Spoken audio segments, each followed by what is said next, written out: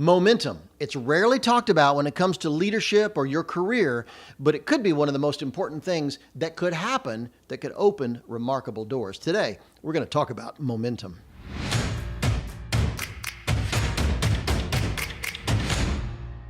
Hi, I'm Phil Cooke. Welcome to this episode where we're going to talk about momentum. And speaking of momentum, I wanted to just say a word about my new planner, my print planner, Unique, the ultimate planner for creative professionals. I'm super excited about it. The response has been really remarkable. You can go to uniquecreativeplanner.com to learn about it. It's helped people really focus on what matters. And that's a big part of this whole effort that I do on iTunes and on YouTube and my blog at philcooke.com is helping people focus their career on the things that will really help them the most. And so this planner, we created it. I designed it myself. We published it because of all the things I'd seen with other planner companies. Either they don't give you much at all, it's just blank pages like a spiral notebook, or there's too many things to fill out. I'm a creative professional. I don't have time to spend all day filling out answers to questions. So I created this planner with just the things you need to help get your career moving, help you focus your day, and accomplish the things that really matter. So I'd encourage you, uniquecreativeplanner.com. Go check it out, and I think it will really give you a boost. And by the way, research indicates that you remember more when you write it down. It becomes clearer when you write it down. And in my own life, just creative ideas happen more often when I have a pen and paper than when I'm at the computer. I like to write on a computer. There's no question about that. When I'm doing my books, my blog, articles, things like that, I like to work at a computer. But when it comes to sitting around brainstorming, kicking around ideas, there's something about a pen and paper that helps you do it. That's why we created this with not just your priorities and things you could focus on during the day, but also enough blank space, .grid, that you can be as creative as you want. List, write, draw, whatever you need to do. So uniquecreativeplanner.com. I'd encourage you to go check it out. And we want to talk about momentum today. You know, there's a lot of leadership books out. There's a lot of leadership teaching out there, but not many people talk about momentum. And particularly if you're a creative professional, if you're a filmmaker, a writer, designer, but truthfully, any kind of leader, you need to understand the power of momentum and how it works. It's serendipitous. You know, that's that funny word, serendipitous, which means you can't control it. It comes along at unexpected times. And that's why we need to understand when it does happen, how to maximize it and how to make it work. So we start with the fact that momentum could come from anywhere. Maybe you've won some award for a project you've done. Maybe a local news picked up your story and they did an interview with you and did a feature story on you and your work. Maybe you got some other kind of recognition at your company or your organization or some professional affiliation. Somehow you got on the radar. It could be a myriad of different ways, but the important thing is when that happens, how do you maximize that, capture the lightning in a bottle that is momentum, and use it to help move your career forward? Whether it's a highly coveted project that you land, I mean, literally it could be anything. But for whatever reason, you get a blip on the radar, people suddenly start to notice you. How do you capture that and move your career to where it wants to go? So today I want to give you 4 or 5 ideas about momentum. And once it happens, once that blip happens for you, that recognition, that award, whatever, this is what you do with it. Right now, number 1, put a plan in place. This is the thing to do even before it happens. In other words, are your industry contacts up to date? The people you would notify, who are the people you'd want to tell about if you won an award, if you got recognition, if you landed your dream project, this, that, and the other, if your book came out, whatever. Who are the people you need to call and let them know? Figure it out. Create a folder on your computer if you need to, in your contacts that have those people on there. Do you know how to get out a press release? You know, there are many press release online sites out there. Now, there's a lot of controversy about press releases. I understand. Sometimes press releases in the old days when they were print, the best thing for a press release was to line a birdcage with it. Not many people responded. And trust me, in today's digital world, press releases are they're flooding the world. However, certain news media do use press releases to find out what's going on out there and report. So my feeling is, even though press releases get less recognition than they used to, I'd still want to have one for some big event that happened for our company, for our team, or for me. So think about what press release companies are out there. You can Google press releases, find out some of the major companies out there, ask people that use press releases what they like. Sometimes if you're in a particular niche, there are organizations that are good at doing press releases in your niche, whatever that might be. So think about how to use press releases. When it comes to people knowing about this remarkable thing that's happened in your life, don't be caught flat-footed. Have a plan. Know who to contact, what press releases to send out if you need to. If they're news media people that you know, we're always, because I release books and I'm doing things like that, we always have a media list that we keep up of people who are friendly to us in our industry and knowing what's going on so we can get word out to them. You know, today it's almost better than sending a press release. It's just sending an email directly to an on-site or an online editor, web editor, or a magazine, getting the news out there. So start putting a plan in place. Sit down with your team and think about, okay, if something big happened to us, who do we need to notify? How do we get the word out there? And also, by the way, don't forget professional organizations you may be a member of. I'm a member of the Producers Guild of America. I'm a member of the National Religious Broadcasters. I'm a member of the Academy of Television Arts and Sciences. And they all have newsletters and ways to get the story out about their members. So I know who to contact there if I want to promote what I'm doing through them. So think about your professional affiliations in any group that you're a part of. The second thing is have 2 or 3 projects ready to go at all times. One thing you'll find out is when momentum happens, suddenly people may call. I've had plenty of friends who a news story came out. So suddenly an investor called and said, I love what you're doing. I'd love to invest in your company. Or if it's a nonprofit, I love what you're doing. I'd love to donate to your company. And they say, so what else are you doing? And you've got to have something to talk about.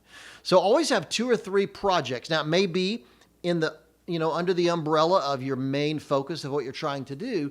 But if people notice you, if you get on that radar, your momentum kicks in and people want to be a part of it, what could you present to them in a way that they could help you accomplish your dream? So always be thinking about 2 or 3 projects. Maybe it's a movie idea. Maybe it's a documentary. Maybe it's a book you want to publish.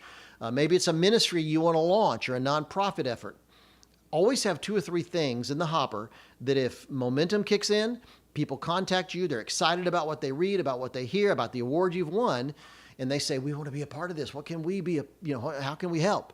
Always have a way that people can help you accomplish that dream. Always have a way for people to invest in your future.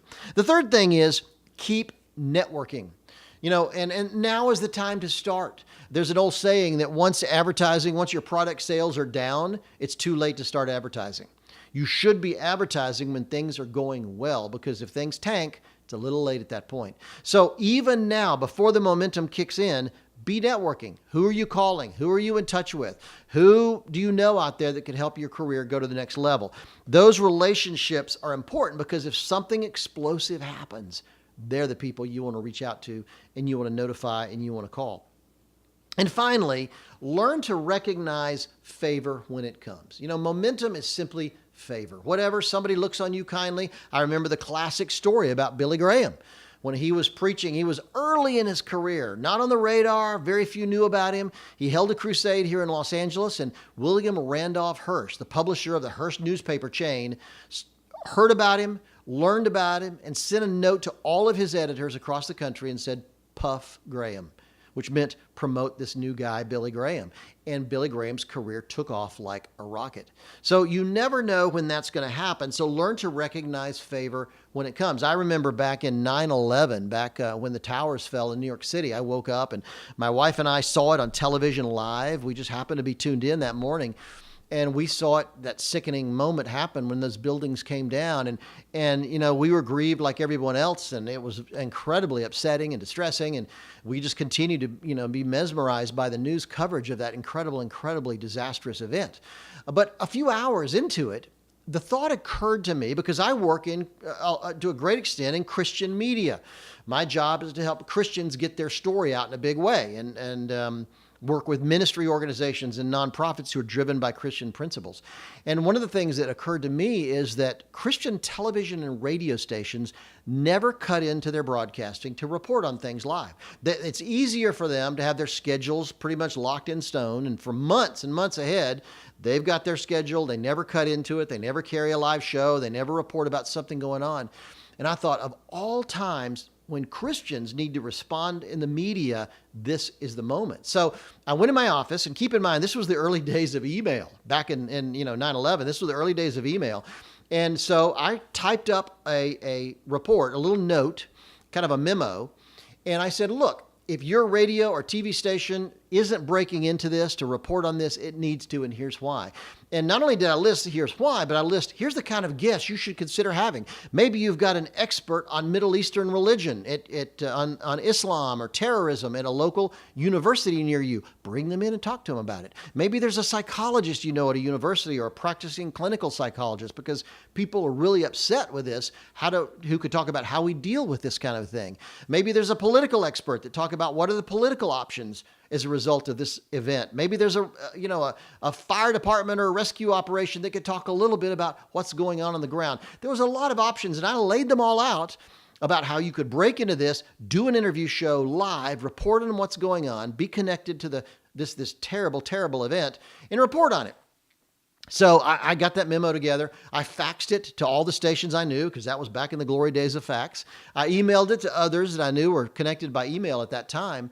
And the remarkable thing was the number of people that responded. I mean, I was flooded with responses. I'll never forget, I got a call from one guy that said, look, we're a Christian station in Chicago. We're going into a production meeting, and we're using your memo as the guidelines for what we need to do on television today. I got the same thing from radio stations around the country. I got the same thing from all kind of organizations using my memo is that moment. Now, here's what happened. Not only did it help the cause, and that was my real goal, is to help get the word out there and comfort people and minister to people in an effective way through the media, but also what happened secondarily to that was Phil Cooke got on the radar. Suddenly, every Christian television, every Christian radio station in the country knew who I was because they got my memo, and it was during a time they needed that kind of encouragement and motivation and information to go help make a difference. And so suddenly, people wanted me to come and speak at their conference. Suddenly, people wanted to hire me to come in and help their television station reevaluate priorities and what they need to do in light of something like this. And so that kind of momentum suddenly kicked in. It wasn't why I wrote the memo, but it happened. So remember that those kind of moments are, like I say, they're serendipitous. That you can't control them necessarily, but when they happen, you need to activate momentum and these things we've been talking about in order to make that roll over to help your career move forward. And again, it's not I'm not trying to be crass and saying you manipulate things out there to help your career, but the truth is you have expertise. You have experience in certain areas, and people will benefit from that. In my case, these media outlets benefited from my experience knowing what they should do at this critical moment. And as a result, I was on the radar, and they all knew who I was suddenly, and all wanted to talk to me about these things. And obviously, it helped move my career forward. So think about how these kind of moments, and again, maybe an award, maybe it's recognition from a local media outlet, maybe it's any number of things, winning that coveted project that you've dreamed about doing for so long, or getting your book on the bestseller list. In those moments, momentum happens. And if you don't respond, if you don't act on that momentum, you'll just sit there. And suddenly it's over real quickly, by the way. Momentum can end real fast. And you're not where you needed to be. Your career didn't move forward. So learn how to recognize favor, recognize momentum when it comes, so that you could use that to help catapult your career to a whole nother level where you could have positive influence in your field, in your area, with a much greater audience and a much greater industry. So momentum matters. Think about it and what you would do if it should happen to you. Thanks so much for joining us. I really appreciate you listening to these episodes. It means so much to us, particularly when you share it. We get reports constantly of people saying, look, I knew somebody that needed this information, so I shared it with him, and I sent the podcast or the YouTube channel link over to him, and it's really made a difference. So review us, comment. If you're watching on YouTube, comment there, or rate us on iTunes, whatever, because it'll help us move up and get noticed, break through the clutter, and more people will know what's going on and really see us. So thanks again for tuning in. Come visit me on my blog at philcooke.com, Philcooke. And remember my unique planner. Remember, order my unique creative planner, uniquecreativeplanner.com. And I think it's going to help your productivity. And it's another thing that will help move that momentum forward in your life because it will help you focus on what really matters. Thanks for tuning in. I'll see you next time.